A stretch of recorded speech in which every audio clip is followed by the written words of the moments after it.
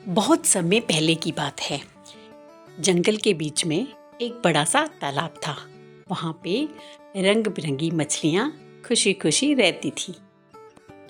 वो दिल की बहुत अच्छी थी और हमेशा हर किसी को अच्छा ही समझती थी। एक बार की बात है, जिस तालाब के किनारे वो रहती थी, एक पगडंडी थी जहाँ पर सभी जानवर अक्सर आया जाया करते थे। कभी कभार लोग भी आया जाया करते थे।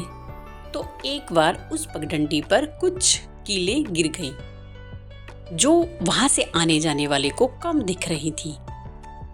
मछलियां दिल की बहुत अच्छी थी, इसलिए उन्होंने सोचा कि हम सबको ये बताएंगी। तभी वहां पर एक हाथी गुजरता है और वो कहती हैं, हाथी भैया ध्यान से जाना, यहाँ पर पैर में चुभने वाली कीलें हैं। हाथी बहुत खुश होता है और उनका धन्यवाद करके आगे बढ़ जाता है।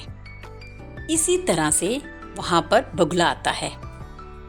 वैसे तो मछलियाँ जानती हैं कि ये उनका दुश्मन है, पर फिर भी दिल की अच्छी होने के कारण वो मछलियाँ बगुले से कहती हैं, बगुला भैया ध्यान से जाना, इस पगडंडी पर कीलें हैं। बगुला सोचता है, कितनी बेवकूफ मछलियां हैं, मैं इनके साथ गलत बर्ताव करता हूँ, फिर भी ये मुझे रास्ता दिखा रही हैं। बगुला कहता है, हाँ बहन, क्यों नहीं, मैं ध्यान से जाऊंगा। और बड़बड़ाता है, मूर्ख कहीं की। फिर एक दिन बहुत ज्यादा गर्मी पड़ने के कारण वो तालाब सूखने लगा। बगुला इस मौके का फायदा उठाता है और मछलियों को कहता है कि बहन, तुम लोग यहाँ पर मर जाओगी, ये तालाब सूखने ही वाला है। तुम मेरे साथ चलो तो मैं तुम्हें दूसरे तालाब में, जहाँ पर बहुत सारा पानी है, वहाँ पर रखाऊंगा। मछलियाँ सोचती हैं, कितना अच्छा है ये बगुला, हमें बचाना चाहता है। और वो एक एक करके उसकी पीठ पर बैठकर जाने लगी। फिर क्या था, बगुला एक एक करके मछलियों को खाने लगा। ये सब कुछ हाथी देख लेता है। हाथी कहता है, बारे बगुले, जो तुम्हारा अच्छा करे तुम उसी का ही बुरा कर रहे हो। एहसान फरामोश, जाओ यहाँ से भागो, नहीं तो मैं तुम्हें मार डालूंगा। फिर हाथी मछलियों के पास जाता है, कहता है, क्या तुम्हें अच्छे बुरे की पहचान नहीं है?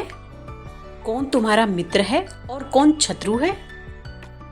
दो मीठी बातें करने वाला क्या तुम्हारा मित्र बन गया? दो मीठी बातें बोलने वाला हमेशा दोस्त नहीं होता।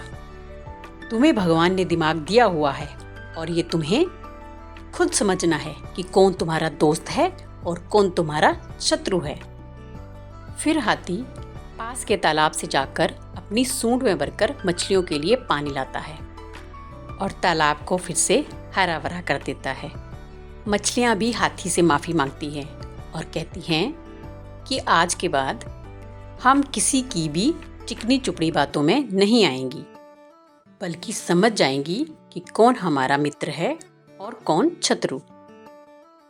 फिर हाथी हमेशा उन मछलियों के आसपास ही रहता है और वो सब मिलकर हमेशा खुशी खुशी रहते हैं। कहानी की सीख से पहले, अगर आपको कहानी अच्छी लगी तो चैनल को सब्सक्राइब करना ना भूलें। कमेंट सेक्शन में ज़रूर बताएं कि कहानी आपको कैसी लगी। इस कहानी से सीख मिलती है कि हर मीठी बात करने वाला हमारा मित्र नहीं होता। हमें मित्र और शत्रु की पहचान करने आनी चाहिए। मित्र वही है जो संकट की घड़ी में हमारे काम आए। कहानी देखने के लिए धन्यवाद। आपका दिन शुभ हो। मिलते हैं अगली कहानी में।